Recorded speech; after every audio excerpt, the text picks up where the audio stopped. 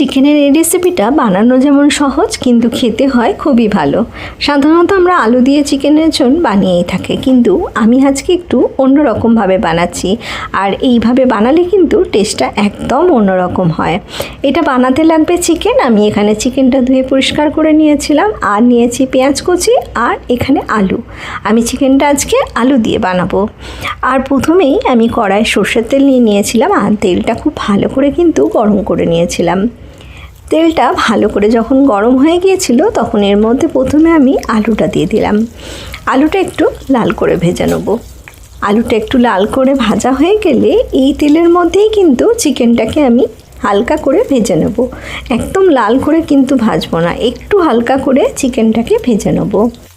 একই রকম চিকেনের ঝোল খেতে যখন ভালো লাগবে না, তখন এইভাবে কিন্তু চিকেনটা একবার বানিয়ে নিতে পারো। অল্প সামান্য কিছু যদি আমরা রান্নায় চেঞ্জ করি, তাহলেও কিন্তু নতুন রেসিপি না হলেও আমাদের চেনা পরিচিত রেসিপিও কিন্তু খেতে অন্যরকম লাগে। আমি এই তেলটার মধ্যে আমি চিকেনটা দিয়ে দিচ্ছি, আর চিকেনটাকে কিন্তু হালকা করে আমি ভেজে নেব। এইভাবে ভেজে নেওয়ার জন্য চিকেন কারিটা খেতে কিন্তু একদম অন্যরকম হয়েছিল। খুব একটা লাল করে কিন্তু আমি চিকেনটাকে ভাজবো না, একটু হালকা করে ভাজবো। দেখো চিকেনের কালারটা চেঞ্জ হয়েছে, আর এইভাবে ভেজে নিয়ে আমি এটাকে কিন্তু নামিয়ে নেব। নামিয়ে নেওয়ার পর আমি চিকেনটাকে ম্যারিনেট করব। ম্যারিনেট করার জন্য যেমন আমরা দই দিয়ে ম্যারিনেট করি, আমি এখানে দই ব্যবহার করছি, আর এখানে আমি 2 চামচের মতন টক দই ব্যবহার করলাম। টক দইটার সাথে সাথে আমি বাকি সব শুকনো উপকরণগুলো কিন্তু এর মধ্যে মিশিয়ে দেবো। সবার প্রথমে আমি দিয়ে দেবো হলুদ গুঁড়ো। হলুদের সাথে সাথে এখানে দেব আমি জিরে গুঁড়ো আর ধনে গুঁড়ো।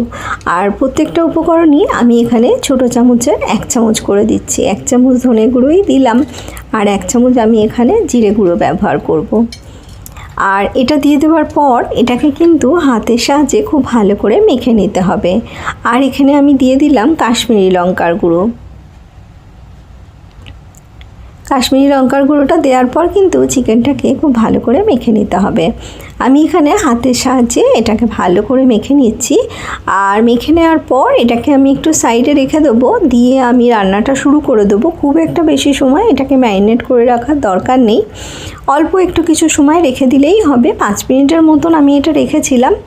পেঁয়াজটা ভাজতে আমার যতটুকু সময় লেগেছিল ততটুকু আমি চিকেনটাকে কিন্তু ম্যারিনেট হওয়ার জন্য রেখে দিয়েছিলাম। খুব সুন্দর করে মেখে নিলাম হাত দিয়ে। এবার এটা এখানে রেখে দিচ্ছি। এবার ওই কড়ার মধ্যেই আমি রান্নাটা করে নেব। একটু অল্প পরিমাণে আমি এতে তেল অ্যাড করে দিয়েছিলাম।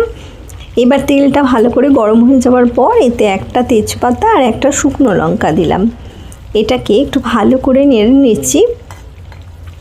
নেড়ে দেওয়ার পর কিন্তু এর মধ্যে আমি দিয়ে দেবো পেঁয়াজ কুচি। এখানে আমি 2টো পেঁয়াজকে ছোটো করে কুচো করে নিয়েছিলাম, সেটাই আমি এর মধ্যে অ্যাড করে দেবো। আর পেঁয়াজটা ভাজার সময় গ্যাসের ফ্লেমটা কিন্তু একটু বাড়িয়ে দেবো, যাতে পেঁয়াজটা একটু লাল করে ভাজা হয়ে যায়। পেঁয়াজটা ভাজার সময় আমি এতে নুন অ্যাড করে দেবো, তাহলে পেঁয়াজটা তাড়াতাড়ি নরম হয়ে যাবে আর ভাজাটাও তাড়াতাড়ি হবে কিন্তু।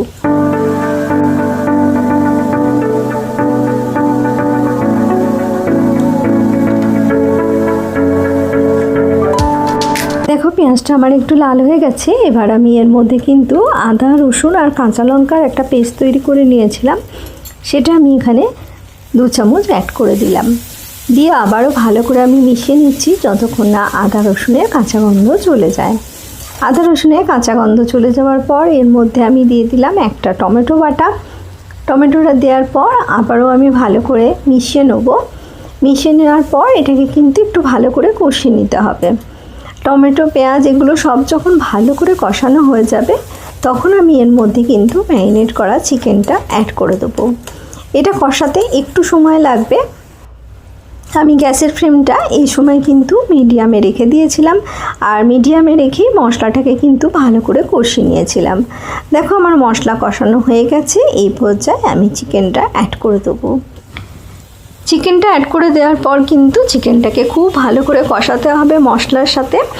আর তার জন্য আমি কিন্তু গ্যাসের ফ্লেমটা একদম লোতে করে দিচ্ছি, আর লোতে করে দিয়ে এটাকে আমি ঢাকা দিয়ে কষাতে থাকবো। আর মাঝে মাঝে ঢাকা খুলে এটাকে আমি নেড়ে দেবো।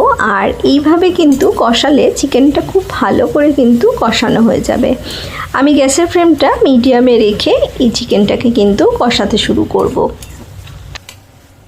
যারা আমার চ্যানেলটা নতুন ভিজিট করছো তাদের কাছে অনুরোধ রাখবো তারা আমার চ্যানেলটা সাবস্ক্রাইব করে নিও।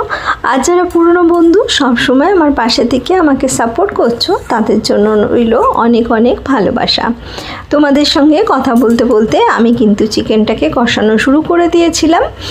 আর যে বাটিটাতে আমি ম্যারিনেট করেছিলাম সেটা ধুয়ে অল্প করে একটু জলও আমি এর মধ্যে দিয়ে দিলাম। খুব সামান্য একটু জল দিয়েছি যাতে মশলাটা নিচে লেগে না যায় আর খুব ভালো করে কিন্তু কষানো হয়ে যায়। তোমরা চাইলে এখানে আরেকটু লঙ্কার পরিমাণ বাড়িয়ে দিতে পারো। যদি ঝাল বেশি খেতে পছন্দ করো তাহলে লঙ্কার পরিমাণ বাড়িয়ে দিতে পারো। দিয়ে এটাকে খুব সুন্দর করে কিন্তু কষাতে হবে।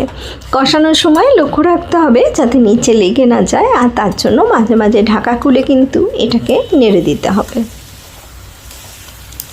এইভাবে একবার হলেও কিন্তু তোমরা চিকেন বানিয়ে খেয়ে দেখো, চিকেনটা খেতে কিন্তু বেশ ভালো হয়েছিল। এটা রুটি পরোটার সঙ্গেও খেতে পারবে, আবার ভাতের সঙ্গেও কিন্তু খেতে পারবে। সব কিছুর সঙ্গে খেতে কিন্তু এটা বেশ ভালো লাগে।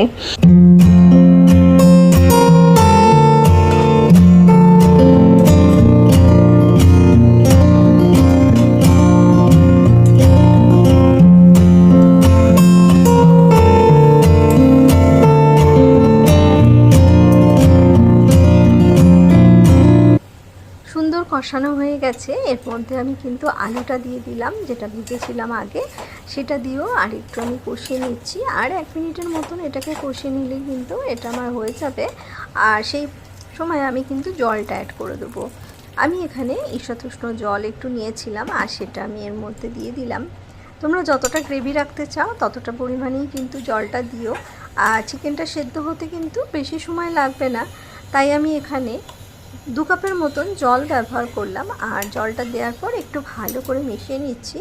মিশিয়ে নেওয়ার পর কিন্তু গ্যাসের ফ্লেমটা আমি বাড়িয়ে দেবো যাতে ঝোলটা একটু ভালো করে ফুটে যায়। আর একটু ফুটে যাওয়ার পর কিন্তু গ্যাসের ফ্লেমটা আমি একদম লোতে করে দেবো, দিয়ে এটাকে ঢাকা দিয়ে রান্না করে নেবো যতক্ষণ না চিকেন খুব ভালো করে সেদ্ধ হয়। এর মধ্যে আমি আরও একটু পরিমাণের নুন দিয়ে দিয়েছিলাম আর দিলাম গরম মশলা। সব কিছু দেওয়া হয়ে গেছে। এবার আমি ঢাকাটা বন্ধ করে দেবো, দিয়ে এটাকে একদম সিমে রেখে দেবো। সিমে রেখে এটাকে 10 মিনিট রান্না করে নিলেই কিন্তু আমার চিকেন কারি একদম রেডি হয়ে যাবে। আর ঢাকা খুলে আমি তোমাদের দেখিয়ে দিচ্ছি এটা কতটা সুন্দর দেখতে হয়েছিল, আর খেতে হয়েছিল কিন্তু বেশ ভালো। আশা করি আমার এই রেসিপি তোমাদের ভালো লেগেছে। আর ভালো লাগলে কিন্তু অবশ্যই একটা লাইক করে দিও। আমি এটাকে নামিয়ে সার্ভ করে দেবো। এইভাবে তোমরা যদি একবার চিকেন কারিটা বানিয়ে নাও তাহলে বুঝবে যে চিকেন কারি খেতে কতটা ভালো হয়। এইভাবে চিকেন রান্না করলে চিকেন বানাতে যেমন কম সময় লাগে তেমন আবার খেতেও হয় কিন্তু বেশ ভালো। তোমরা যদি এরকমই নতুন রেসিপি দেখতে পছন্দ করো তাহলে অবশ্যই আমার চ্যানেলটাকে সাবস্ক্রাইব করে নিও। আর কমেন্ট করতে একদম ভুলো না। তোমাদের কমেন্ট আমাকে কিন্তু উৎসাহ দেয় নতুন রেসিপি বানাতে, তাই কমেন্ট করতে একদম ভুলো না। আমি আবারও চলে আসবো এরকমই নতুন কোনো রেসিপি নিয়ে। তোমরা ভালো থেকো, সুস্থ থেকো।